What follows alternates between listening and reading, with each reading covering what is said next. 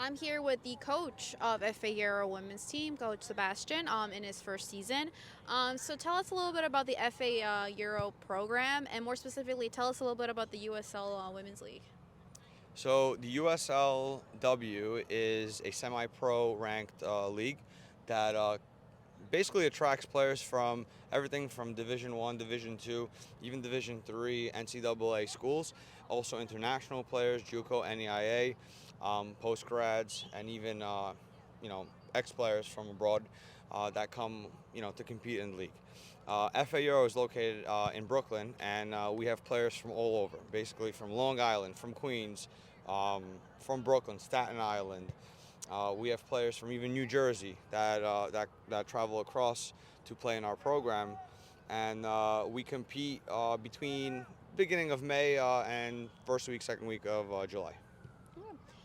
So last season, during the FA Euro's first season in the league, they didn't really have the best season. They finished, all the way in last. They weren't really up to the competition in the league. But since then, you kind of developed a very competitive squad. Can tell us a little bit more about your techniques as far as what you were looking for, who you were trying to recruit, and how you kind of put the girls together. So I had a vision that I wanted to play a specific style of soccer. We wanted to be different from every other program out there. Not only to be able to be effective on the field, but also to attract a certain style of player that could execute that style of play. So first thing that we did, as a program, we hired a like-minded staff. Um, Coaches like Adam Marcoux, like Daniela Ford, for example, Coach Balin. Everybody shares similar views, if not almost the same, on the style of play. So it becomes much easier to work with coaches like that. Um, we put all these things together and how the girls should train, how they should, play. And we put it all together. I mean, we didn't have much time because it's 8 weeks, for competition. So it's not. I think the key right here is to find players that are almost ready to play like this, and then tweak a couple of things, in between, tactically, technically, and so on, and get them to play like this. And I think that the results came in for the most part, this season, and we built a good foundation that we could build on for next year. Speaking to some of the girls, a lot of them mentioned tiki taka style of play. What were your training methods as far as incorporating that training style and into the game? Definitely a lot of 1v1, 2v1, 3v1 scenarios, 4v4 plus 4, numbers up situations in the defensive side, midfield side, attack side. We did a lot of small sided activities, expanded into bigger sided activities.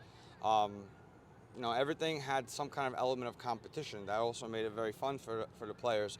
We created an atmosphere that not only has competition but also has fun, and is developmental. Because I specifically believe as a coach, that we have players that come into the USL. They range from anywhere from 18, 19 to, let's say, 28. Every one of these players are developable, and every one of these players developed under the program this year. And I think that we're going to continue on that every single year, because we believe that also the USLW, when you come in here in the summer, you're prepping for various things. You could use it as a prep for college season that's coming up in August. You could use this as a stepping stone to go pro, for example. You could also use this just to stay in a high level game. So whatever the reasons are for the players, we're here to serve them. It has to be player first, and we're here to serve them and get them better.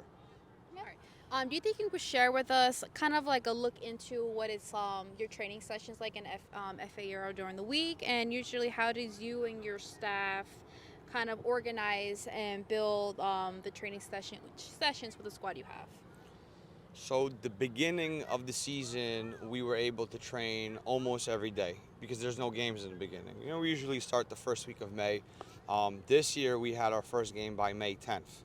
So there was not much prepping time, but we got almost every day of training in there.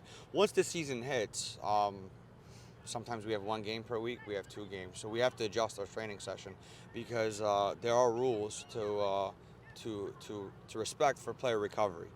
And we want our players to recover after every game. This year we have been very blessed, almost no injuries.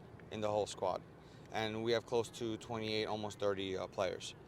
And that's the first team and then the reserve team. So we did a good job managing that, because if a player comes to us prepping for college, it's important that they go back to college healthy and ready for their preseason. Um, so that was one thing. And then since we had a first team and a reserve team, a lot of players, old players want to play. I mean, it's not a great feeling if you don't get selected and so on.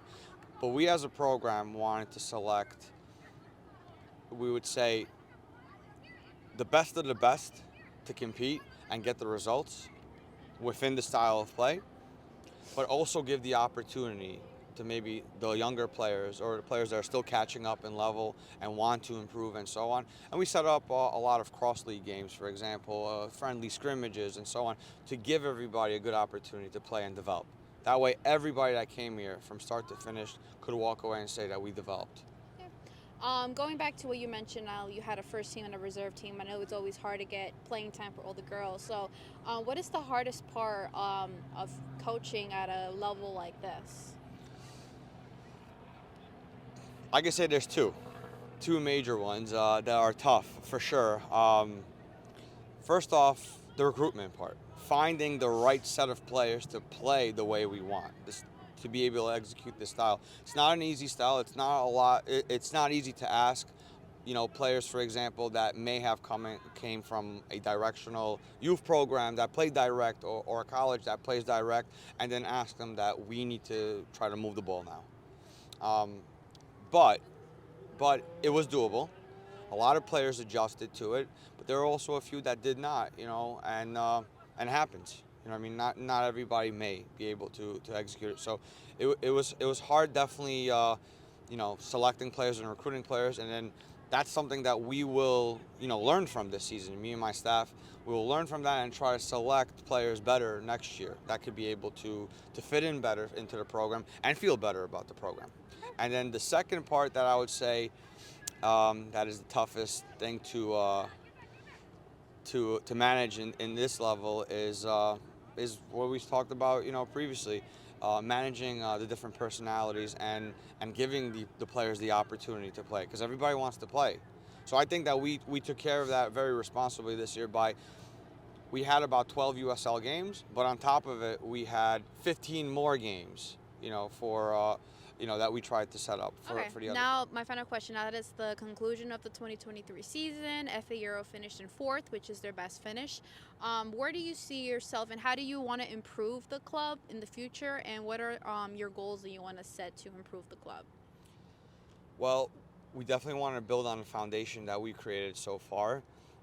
We want to re-sign players. We want to bring in more players that could, help improve the program. And we just want to continue creating a great platform for women's soccer. The USLW is doing fantastic stuff. It's an honor to be a part of it. The USL Super League is launching very soon, which is going to be another great platform for women's soccer. And we just want to continue growing within that system, creating something special here in Brooklyn, here in New York City, and give an opportunity to a lot of fantastic players that live among us. Perfect. Well, congratulations on your season, and thank you. Thank you very much.